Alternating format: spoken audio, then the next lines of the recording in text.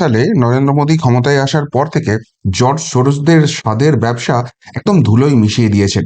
তার আগে যে বিজনেস মডেলটা চলতো সেটা হচ্ছে ওই পাকিস্তানকে কিছু অস্ত্র সাপ্লাই করে দাও বিনা পয়সায়। তারা ভারত সীমান্তে এসে একটু মস্তানি ফাস্তানি দেখাবে, আর তারপর ভারত সেটাকে কাউন্টার করার জন্য বিপুল পরিমাণ অর্থ দিয়ে অস্ত্রশস্ত্র কিনবে। সেখান থেকে জর্জ সোরসরা একদিকে ফলে ফেপে ঢোল হবে, আর অন্যদিকে ভারতে বসে যারা এই ব্যবসাটা করছে তারা সেখান থেকে কাটমানি খেয়ে যাবে। কিন্তু নরেন্দ্র মোদী আসার পর না পাকিস্তানের হিম্মত হয়েছে, না এই জর্জ সোরসদের ব্যবসা আর চলছে। মেক ইন ইন্ডিয়া করার জন্য সমস্ত কিছু প্রবলেম হয়ে গেছে। ফলে জর্জ সোরসদের তো প্রবলেম হচ্ছেই, ভারতের মধ্যে যারা বসে কাটমানি খাচ্ছিল তাদেরও অসুবিধা হচ্ছে। আর তাই ভারতবর্ষকে বারবার বিপদে ফেলার চেষ্টা করা হচ্ছে, এবং তার নবতম সংযোজন হচ্ছে এই বিশ্বের সবচেয়ে শক্তিশালী দেশের নতুন তালিকা। শীর্ষ 10 থেকে ভারত বাদ, জানুন চীন পাকিস্তানের র্যাঙ্কিং। কি খবর না? ফোর্বস বলে একটা পত্রিকা আছে, ইন্টারন্যাশনাল পত্রিকা, যেটা জানেন যে সারা পৃথিবীতেই সেটাকে ফলো করে। তো সেই পত্রিকায় একটা র্যাঙ্কিং বেরিয়েছে যে পৃথিবীর সব থেকে শক্তিশালী দেশ কারা, এবং সেখানে যে টপ 10 দেওয়া আছে সেখানে কোথাও ভারতবর্ষের নাম নেই। এবার এইখানেই সবাই এটা নিয়ে হাসাহাসি করতে শুরু করে দিয়েছে, এটা নিয়ে প্রশ্ন তুলতে শুরু করে দিয়েছে। কেননা আমেরিকা পৃথিবীর সব থেকে শক্তিশালী দেশ, তাদের নতুন প্রেসিডেন্ট শপথ গ্রহণ করছেন, এবং শপথ গ্রহণ শেষ হতে না হতেই সবার আগে ভারতবর্ষের সঙ্গে বৈঠক করছে। ভারতের সঙ্গে সারা পৃথিবীর যারা সব থেকে শক্তিশালী দেশ তাদের সঙ্গে অত্যন্ত ক্লোজ রিলেশন রয়েছে। ভারতের আর্মি যেটা র্যাঙ্কিং রয়েছে সেটাও খুব ভালো জায়গায় রয়েছে। ভারতের অর্থনীতি ক্রমশ গ্রো করছে, একটা বেশ ভালো পজিশনে চলে এসছে। তারপরও ভারত টপ 10-এ নেই। এই জায়গাটা কেন হলো? এই নিয়ে বিতর্ক হতেই ফোর্বস আবার তার যুক্তি দিয়েছে, সেই যুক্তিটায় পরে আসছি। কিন্তু এই এই ষড়যন্ত্রটা কেন করা হচ্ছে? দেখুন, মূল যে ব্যাপারটা হচ্ছে যে ভারতের মধ্যে যারা এই জর্জ সোরস গ্যাং এর সঙ্গে কাজ করছিলেন তারা কিন্তু ডিমোরালাইজড হয়ে গেছে। তার কারণ একের পর এক নির্বাচনে সমস্ত শক্তি সমস্ত ফান্ডিং লাগিয়ে দিয়েও নরেন্দ্র মোদীকে হারানো যায়নি, এবং আগামী দিনে হারানো যাবে এরকম কোনো সম্ভাবনার কথা দেখা যাচ্ছে না। ফলে ভারতের ভেতর থেকে ভারতকে উত্তক্ত করার জায়গাটা সেটা ফ্লপ হয়ে যাচ্ছে। আদানিকে দিয়ে যে শেয়ার মার্কেটটাকে ভারতের বসিয়ে দেওয়া হবে, ধসিয়ে দেওয়া হবে, আদানিকে বারবার অ্যাটাক করা, সেই সমস্ত কাণ্ড কারখানা সেগুলোও ধরা পড়ে গেছে। ওখানে হিন্ডেনবার্গ যারা আদানিকে এরকম ফাঁস করেছিল তারা নিজেদেরই বিজনেস গুটিয়ে পালিয়ে যাচ্ছে। অন্যদিকে আদানির বিরুদ্ধে আমেরিকার আদালতে যেসব ঘটনা ঘটেছিল সেখানে দেখা যাচ্ছে যে এগুলো পুরোপুরি কনস্পিরেসি, সেগুলো সব মিটে যাওয়ার দিকে চলে গেছে। এমনকি যখন পাকিস্তান মডেল ফ্লপ করে গেল, জম্মু কাশ্মীরে আর কোনো রকম ট্যাফু করতে পারছে না, 370 ধারা উঠে গেছে, ফলে সেখানকার রাজনীতি এখন পুরোপুরি চেঞ্জ, নরেন্দ্র মোদীর গ্রিপে চলে এসছে। বাংলাদেশ দিয়ে একটা করার চেষ্টা করা হয়েছিল, সেই মডেলটাও ফ্লপ করেছে। তার আগে মালদ্বীপ দিয়ে ভারতবর্ষকে করার চেষ্টা করা হয়েছিল, মালদ্বীপ ফুটে গেছে, লাক্ষাদ্বীপ উঠে এসছে। তো এই যে সমস্ত জায়গা হচ্ছে এগুলো ফ্লপ হচ্ছে, ফলে ভারত বিরোধী যে শক্তিটা রয়েছে ভারতের ভিতরে এবং ভারতের বাইরে তারা ক্রমশ ডিমোরালাইজড হয়ে যাচ্ছে। আর এরা যত ডিমোরালাইজড হয়ে যাবে তত কিন্তু নরেন্দ্র মোদীকে হটানো মুশকিল হয়ে যাবে জর্জ সরোজের পক্ষে। আর নরেন্দ্র মোদী যতদিন ক্ষমতায় বসে আছে তারা না এই দেশের মধ্যে থাকা লোকগুলো কাটমানি খেতে পারবে, না জর্জ সরোজের বিজনেসটা চলবে। ফলে নতুন নতুন পরিকল্পনা হচ্ছে, এবং সেই পরিকল্পনার অঙ্গ হিসেবেই এবার একটা হাওয়া তুলে দেওয়া হচ্ছে। দেখো ভারত টপ 10-এর বাইরে চলে গেছে, ফলে এই দেশে দেখবেন ওই রাহুল গান্ধী দিদিমণি তারা এবার ধিংতা ধিংতা করে লাফাতে শুরু করে দেবে। দেখেছো নরেন্দ্র মোদী ভারতের অবস্থা কি খারাপ করে দিয়েছে? ভারতের বিরুদ্ধে যারা লড়ছিল সেই পাকিস্তান বাংলাদেশ তারা ডিমোরালাইজড হয়ে যাচ্ছে। তাদেরকে বার্তা দেওয়ার চেষ্টা হচ্ছে, দেখো ভারত টপ 10-এর বাইরে চলে এসছে, এবার তোমরা ওদেরকে হারিয়ে দিতে পারবে। ভারতের শেয়ার মার্কেটে যে ইনভেস্টমেন্টটা আসছিল, যে গুড টাইমটা শুরু হবে, ফরেন ইনভেস্টমেন্ট যে ফেরত আসবে, যেসব নির্মলা সীতারামনজি যেসব ঘোষণা করলেন তার ফলে, সেই জায়গায় তাদেরকে ভয় পাইয়ে দেওয়া, এখানকার যারা স্থানীয় ইনভেস্টর আছে তাদেরকে ভয় পাইয়ে দেওয়া যে দেখো ভারত তো এখন এই টপ 10 র্যাঙ্কিং এর বাইরে চলে গেছে, এখানে ইনভেস্টমেন্ট করা মানে তোমাদের টাকা কিন্তু জলে যাচ্ছে, ভারতকে অর্থনৈতিকভাবে পঙ্গু করে দাও। সেই জায়গা থেকেই এই জিনিসটা করা হয়েছে। কেন? কেননা ফোর্বসকে যখন জিজ্ঞেস করা হয়েছে যে ভারতকে তুমি কেন টপ 10-এ রাখোনি, কিসের বেসিসে, তখন বলেছে আমরা 5টা গুরুত্বপূর্ণ জিনিসের বেসিসে আমরা এই র্যাঙ্কিংটা করেছি। কি কি? নেতৃত্বের ক্ষমতা, অর্থনৈতিক প্রভাব, রাজনৈতিক প্রভাব, শক্তিশালী আন্তর্জাতিক জোট, আর শক্তিশালী সামরিক বাহিনী। এইগুলোর বেসিসে যে পয়েন্ট এসছে, যে র্যাঙ্কিং এসছে, সেইটা করেছে, এবং সেখানে দেখা যাচ্ছে ভারতবর্ষ নেই। আচ্ছা, কি র্যাঙ্কিং তারা দিয়েছে সেটা যাওয়ার আগে যে যে পয়েন্টগুলোর উপর তারা র্যাঙ্কিংটা দিয়েছে সেই পয়েন্টগুলো এক এক করে একটু আলোচনা করি, মানে এটা যে কনস্পিরেসি কোন জায়গা থেকে বলা হচ্ছে সেইটা আপনাদের সামনে নিয়ে আসবো।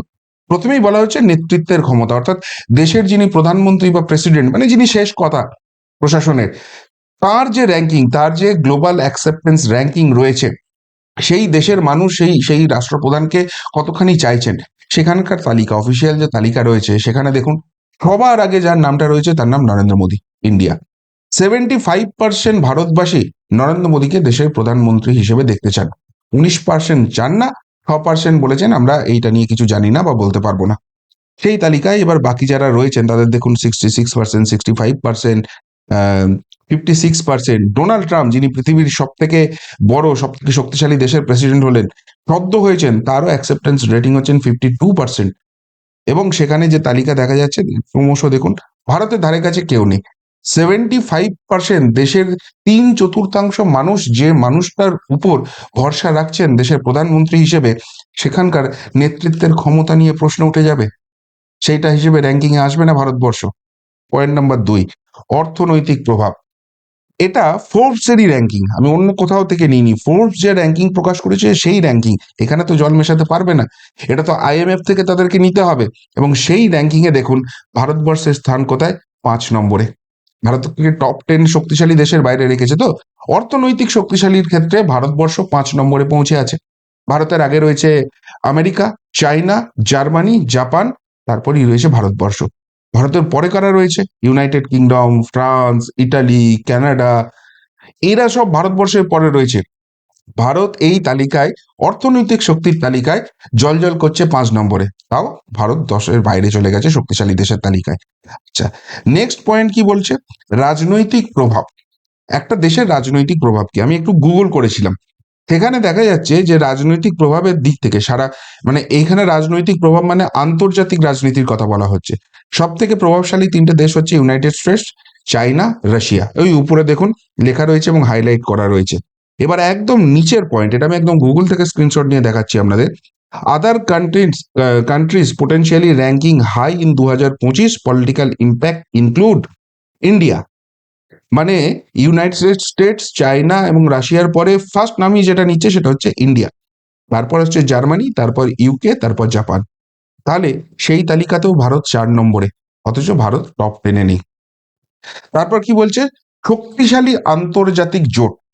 ডোনাল্ড ট্রাম্প আসার পরে ভারতের কি সম্পর্ক, ভারতের কি জায়গা, সেটা তো আর নতুন করে বলার কিছু নেই। তো বললাম যে সমস্ত কাজ ছেড়ে দিয়ে এস জয়শঙ্করজির সঙ্গে ফার্স্ট কাজ মিটিং করছে ডোনাল্ড ট্রাম্প প্রশাসন। মানে আমেরিকা ভারতবর্ষকে কতখানি গুরুত্ব দিচ্ছে, পৃথিবীর সব থেকে গুরুত্বপূর্ণ দেশ, তারা ভারতবর্ষকে সব থেকে গুরুত্বপূর্ণ অ্যালি হিসেবে ভাবছে। তারপরে কারা রয়েছে, চায়না, রাশিয়া।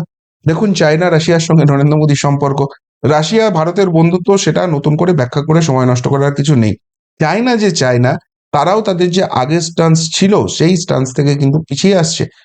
হয়তো পিছনে পিছনে তারা কিছু করছে, কিন্তু যে ভারতের প্রতি আগ্রাসন বা কিছু সেই জায়গাটা নয়, বরং আমরা ভারতের সঙ্গে ভালো সম্পর্ক রাখতে চাই, বাইল্যাটারাল রিলেশন ডেভেলপ করতে চাই, এই জায়গা দিচ্ছে। মাঝে মাঝে নিজেদের চরিত্র অনুযায়ী এই ব্রহ্মপুত্রে ড্যাম করছে, এই করছে, বিভিন্ন খবর নিয়ে আসছে। কিন্তু আগের মতো যে মার কাটারি জায়গা ছিল সেই জায়গা থেকে চায়না কিন্তু সরে আসছে।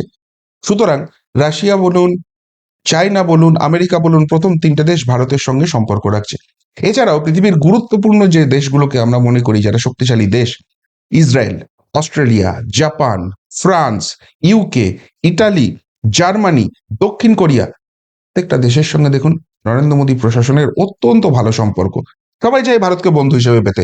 এদের মধ্যে কেউ চায় ভারত বিরোধী, যে ভারতের বিরুদ্ধে যুদ্ধ করব? হ্যাঁ, এই দেশগুলোর মধ্যে একমাত্র দেশ আছে চায়না, যাদেরকে 100% বিশ্বাস করা যায় না। তারা পিছনে পিছনে কি গেম খেলছে এই নিয়ে কোশ্চেন আছে। কিন্তু সেই চায়নাও সরাসরি ভারতের সঙ্গে যুদ্ধ করব, ভারতকে যুদ্ধ করে উড়িয়ে দেবো, এই হুঁশিয়ারি কিন্তু দিতে পারে না। তাহলে এই শক্তিশালী আন্তর্জাতিক জোটের যে তালিকা, সেই তালিকায় ভারতের স্থান কোথায় থাকা উচিত? আচ্ছা, এবার তারপরের যে পয়েন্টটা বলেছে, শক্তিশালী সামরিক বাহিনী। সেই শক্তিশালী সামরিক বাহিনী তো আমরা জানি, আমেরিকা, রাশিয়া, চায়না, তারপরে ইন্ডিয়া। এবং সেখানে সেই অফিসিয়াল তালিকা দেখিয়ে দিচ্ছে, সেখানেও 4 নম্বরে জলজল করছে। অর্থাৎ যে 5টা ক্যাটাগরিতে দেখা যাচ্ছে এই ফোর্বস পত্রিকা ইভ্যালুয়েশনটা করেছে, তার প্রত্যেকটাতে টপ 10-এ ভারতবর্ষ রয়েছে এবং 4 নম্বর, 5 নম্বর, 4 নম্বর, 5 নম্বর এই র্যাঙ্কিং এ ভারতবর্ষ রয়েছে। তারপরও তারা টপ 10-এর মধ্যে নেই। আর এই জায়গাটাতেই প্রশ্ন উঠে যাচ্ছে যে তাহলে তাহলে এর পিছনে কেন সত্যি কি চক্রান্ত রয়েছে? ফোর্বসের তালিকা অনুযায়ী কি কি র্যাঙ্কিং দিয়েছে? শক্তিশালী দেশ আমেরিকাকে রেখেছে, চীনকে রেখেছে, রাশিয়াকে রেখেছে, ইউকে কে রেখেছে। ইউকের নিজেদের দেশেই এখন ওই মুসলিম সম্প্রদায় ঢুকে গিয়ে যে ডামাডোল চলছে, রাজনৈতিক অস্থিরতা চলছে, তারপরে সেখানে রয়েছে জার্মানি, দক্ষিণ কোরিয়া, ফ্রান্স, জাপান, সৌদি আরব, ইসরায়েল। এরা টপ 10 শক্তিশালী দেশ। ভারতবর্ষ সেখানে কোথাও নেই।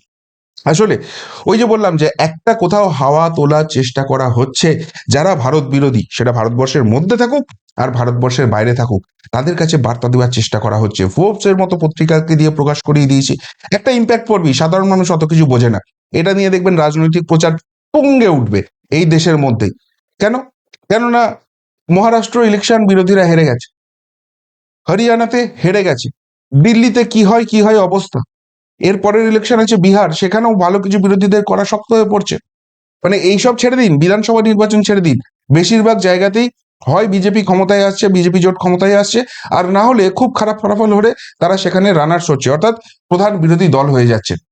তাহলে সার্বিকভাবে ভারতবর্ষের ক্ষেত্রে বিজেপির গ্রিপটা কোথায় পৌঁছচ্ছে? এবং এই যদি অবস্থা চলে, 2029-এ তো আরো স্ট্রং পজিশন নিয়ে বিজেপি আসবে, নরেন্দ্র মোদী সরকার আসবে। যদি সত্যিই সেটা হয়, এই জর্জ সোরসটা কিছু করতে পারবে? সুতরাং এখন থেকেই পরিকল্পনা চলছে। হিন্ডেনবার্গ ল্যাজ গুটিয়ে পালিয়েছে, বলছে না আদানির সঙ্গে আর লাগবো না। বাংলাদেশের যা নিজেদের অস্থিরতা হয়ে গেছে, আমেরিকা ফান্ড বন্ধ করে দিচ্ছে, সুইজারল্যান্ড ফান্ড বন্ধ করে দিচ্ছে, ভারতবর্ষ একমাত্র কিন্তু বাংলাদেশের সঙ্গে এখনো বন্ধুত্ব রাখছে, যে ঠিক আছে ভাই আমি তোমাদের টাকা দেবো, তোমরা ঝামেলা করো না। অর্থাৎ ভারতের বিরুদ্ধে যাদেরকে খেপানো হচ্ছিল, নরেন্দ্র মোদীর বিরুদ্ধে যাদেরকে খেপানো হচ্ছিল, প্রত্যেকে নরেন্দ্র মোদীর নীতির জন্য কিন্তু ক্রমশ ভারতের বন্ধু হয়ে যাচ্ছে। মালদ্বীপের কথাই ভাবুন না, মুইজ্জু এত ভারতের বিরুদ্ধে তর্জন গর্জন করলো, তারপর কি হলো? নরেন্দ্র মোদীর শপথ গ্রহণ অনুষ্ঠানে নিজে চলে এলো। তাহলে এই যে জায়গাটা হচ্ছে ভারত বিরোধী, মোদী বিরোধী জায়গাগুলো ধ্বংস হয়ে যাচ্ছে, এবং তারা ডিমোরালাইজ, তারা বুঝতে পারছে নরেন্দ্র মোদী বা ভারতবর্ষের পিছনে লেগে লাভ নেই, বরং যদি বন্ধুত্ব করি তাহলেই সেখানে ফায়দা আছে। আর এই ফায়দাটা যদি হয়ে যায়, তাহলে সর্বনাশটা হয়ে যাবে যারা এই অস্ত্র ব্যবসা থেকে কাটমানিটা খেত। সব থেকে বড় সর্বনাশ জর্জ সোরস। একে তো তার ব্যবসা বন্ধ হয়ে যাচ্ছে, দুই ভারত বিরোধী শক্তিদের জায়গাতে গিয়ে প্রচুর ফান্ডিং চলে গেছে, পর অবস্থা খারাপ হচ্ছে। আর নতুন করে যদি এইখানে নরেন্দ্র মোদীকে সরাবার মতো জায়গা না হয়, তাহলে আগামী দিনেও ফান্ডিং আসবে না। তার সব থেকে বড় ক্ষতি। আরো ক্ষতি হচ্ছে যারা এই দেশের মধ্যে থেকে এই দেশটা সর্বনাশ করছে, যারা কাটমানিটা খাচ্ছিল। ফলে তাদের একটা মিলিত চক্রান্তের জায়গা এইখানে এসে যাচ্ছে, এবং সেইখানে শীর্ষ 10-এর তালিকা থেকে ভারতবর্ষকে বাদ দেওয়া। এর আগে আদানি নিয়ে ইম্প্যাক্ট করার চেষ্টা করা হয়েছিল, হয়নি। বাংলাদেশ নিয়ে হয়নি। এবার যে স্টেবিলাইজ জায়গাটা আসছে, বিভিন্ন ট্যারিফ নীতি ট্রাম্প ঘোষণা করছে, ভারতের বিরুদ্ধে কিন্তু এখনো কোনো সেরকম কড়া অ্যাকশন নেয়নি। যে বাজেট হয়েছে সেই বাজেটের ফলে ইমিডিয়েটলি এফেক্ট বোঝা যাবে না, কিন্তু 6 মাস বাদে ভারতীয় মার্কেট অত্যন্ত স্টেডি হবে। এবং নেক্সট ফিনান্সিয়াল ইয়ারটা যখন চালু হবে, অর্থাৎ 1 এপ্রিল থেকে এফডিআই, ফরেন ডিরেক্ট ইনভেস্টমেন্ট, সেটা কিন্তু অনেক বেশি পরিমাণে হবে। এমনকি যে ডামাডোলের পরিস্থিতি সারা বিশ্বজুড়ে হচ্ছে, সেই জায়গায় অনেকেই অনেক ব্যবসা গুটিয়ে ভারতবর্ষে চলে আসবে, এবং এগুলো যদি পরপর পরপর হতে থাকে, ভারতের অর্থনীতি স্ট্রং হবে। এখন যে কোনো জায়গায় দাদাগিরি করা বা ক্ষমতা পাওয়া, সেটার মেন জায়গাটাই হচ্ছে তোমার অর্থনীতিটাকে স্ট্রং করতে হবে, তোমার মনিটারি পাওয়ারটাকে অনেক স্ট্রং করতে হবে। সেই দিকেই নরেন্দ্র মোদী প্রশাসন কিন্তু ধীরে ধীরে ধীরে ধীরে এগোচ্ছে। আর সেই জায়গাটাকে এবার লাটে তোলার জন্য এই ধরনের একটা ষড়যন্ত্র করা হলো। তার সর্বশেষ উদাহরণ হচ্ছে ইউনুস। যে ইউনুস জো বাইডেনের কোলে চেপে বাংলাদেশে শেখ হাসিনাকে হটিয়ে দিয়ে এখানে জোর করে ক্ষমতা দখল করেছিল, সেই ইউনুস এখন নিজে বুঝতে পারছে কি কি চরম অবস্থা হয়েছে। আমেরিকা ফান্ডিং বন্ধ করে দিয়েছে, কান্নাকাটি করার মতো অবস্থা হচ্ছে, দেশের মধ্যে ছাত্ররাই তাকে ঘিরে রেখে দিচ্ছে। তাকে ঠান্ডা করতে জর্জ সোরস নিজে আসতে পারেনি, ছেলেকে পাঠিয়েছিল কিছুদিন আগে, তাকে আশ্বাস দিয়ে এসছে। কিন্তু আশ্বাস দেওয়ার পরও বুঝতে পেরেছে যে হবে না, এরা ভয় পেয়ে গেছে যে ভারতের সঙ্গে যুদ্ধ করে করবোটা কি, ভারতের সঙ্গে যুদ্ধ করে তো পারবোই না। এত কিছুর পরও ভারতবর্ষ আমাদের ফান্ডিং পাঠাচ্ছে, যে কারণে আমাদের দেশটা চলবে। এবার দেশের মানুষকে কি করে ভুল বোঝাবো যে ভারত বিরোধী, ভারত বিদ্বেষী হতে হবে? যারা ভারত বিদ্বেষী হচ্ছিল বা করার চেষ্টা করবে, ভবিষ্যতে আমাদের দেশের লোকই তাদেরকে করে দেবে যে ভারত চাল ডাল আলু পেঁয়াজ না পাঠালে খেতে পারবো না। এই তো এত আমেরিকা আমেরিকা করতে, এত পাকিস্তান পাকিস্তান করতে, তারা কি দিচ্ছে আমাদের? আর এত ভারত বিরোধিতার পরও ভারতবর্ষ আমাদের ফান্ডিং দিচ্ছে। তাহলে এই ইউনুসের সঙ্গে কথা বলে বুঝতে পেরেছে যে ইউনুস বা এই ধরনের যারা ভারত বিরোধী, তাদের তাদের জায়গাটা শেষ হয়ে আসছে। তারা হাল ছেড়ে দিয়েছে। তাদের হালটা, তাদের মনোবলটা ফেরাতে হবে। কেননা মেন টার্গেট হচ্ছে ভারতবর্ষের সর্বনাশ হোক, নরেন্দ্র মোদীকে সরাতে হবে, জর্জ সোরসের বিজনেস চলতে হবে। আর জর্জ সোরসের সাঙ্গপাঙ্গরা তারাও চাইছে, তাদের কাটমানিটা অনেক দিন খাওয়া হয়নি, বন্ধ হয়ে আছে, আর তাই নতুন করে একটা পরিকল্পনা করা হয়েছে। কিন্তু এই সব করে সত্যিই কি ভারতবর্ষ যে ইকোনমির দিকে এগোচ্ছে, যে স্ট্রং হোল্ডের দিকে এগোচ্ছে, সেই জায়গাটা আটকাতে পারবে জর্জ সোরসটা? নাকি এর আগেই ঠান্ডা করে দিয়েছে, শেষ একটা মরিয়া কামড় দিচ্ছে, এবারে একদম গেমটাকেই খতম করে দেবে নরেন্দ্র মোদী প্রশাসন? তোরটাই তো ভবিষ্যতের গর্বে লুকিয়ে। কিন্তু যেভাবে উঠে পড়ে এরা লেগেছে, তাদের এদের মরিয়ার চেষ্টাটা প্রমাণ হয়ে যাচ্ছে। কি মনে হয়, সত্যি এরা সাহস হবে? সত্যি ফোর্বসের এই যে তালিকা হয়েছে, সেটার পিছনে জর্জ সোরসদের ষড়যন্ত্র রয়েছে? নাকি সত্যিই ভারতবর্ষ শক্তিশালী দেশের তালিকায় পিছিয়ে পড়ছে, ছিটকে যাচ্ছে? উত্তরটা অবশ্যই কমেন্ট বক্সে কমেন্ট করে জানাবেন। এমনটার মতো এখানেই শেষ করলাম, ফেরত আসছি নতুন প্রতিবেদন নিয়ে খুব তাড়াতাড়ি। ভালো থাকবেন, সাথে থাকবেন, পাশে থাকবেন। নমস্কার।